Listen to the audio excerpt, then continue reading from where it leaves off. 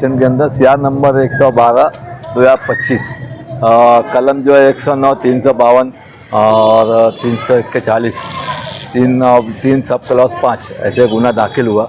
उसके अंदर जो है फिरियादी जो है तौफीक अहमद फ़तेह मोहम्मद, इसने फिरियाद दिया कि उसके अंदर जो है मोहम्मद जाबिर ये जो है उनके घर पे आया और वो चाइनीज चॉपर लेके बच्चों के ऊपर से थोड़ा वाद विवाद हुआ, उस पर से उसने उनके ऊपर हमला किया।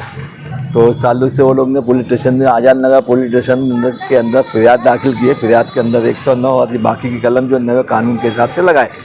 तो उसमें जो है मोहम्मद साहब को अरेस्ट करके कोर्ट में आज हाजिर करे थे और हाजिर करने के बाद उस पर 7 दिन की पुलिस कस्टडी मांगे थे।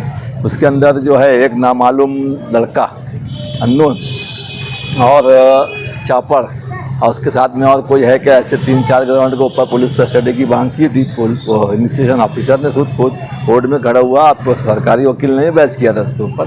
फिर मैंने बहस करने के बाद फिर उसके कोर्ट ने उसको 2 तारीख तक का पुलिस कस्टडी दी है। उसके अंदर एक्चुअली जो केस जो है उसके अंदर ये लोग ने फिरियादी का ऐसा बोलना है कि ये घर पे आके मारा, बाकी एक्चुअली ऐसा कुछ भी नहीं है। उस वक्त वो उसकी बहन के साथ बैंक में गया हुआ था पैसे निकालने के वास्ते। वो बैंक में उन लोग ने फ़ोन करके उसको वहाँ बुलाया, उन्होंने उसको मारे। तो वो खुद भी जख्मी है। तो उसके खिलाफ भी हम पुलिस स्टेशन में फिरियाद देने वाले हैं, फिरियादी लोग के खिलाफ में। पुरानी कलम जो है 307 है, 323, 504, 506। सीसीटीवी फुटेज भी चल रहे थे, उसके सीसीटीवी में ऐसा बता रहा था कि वो रौनकाबाद के अंदर जा रहे थे। नहीं, एक्चुअली सिटी फुटेज वगैरह मैं देखा नहीं है, इसलिए मैं कुछ नहीं बोल पाऊँगा।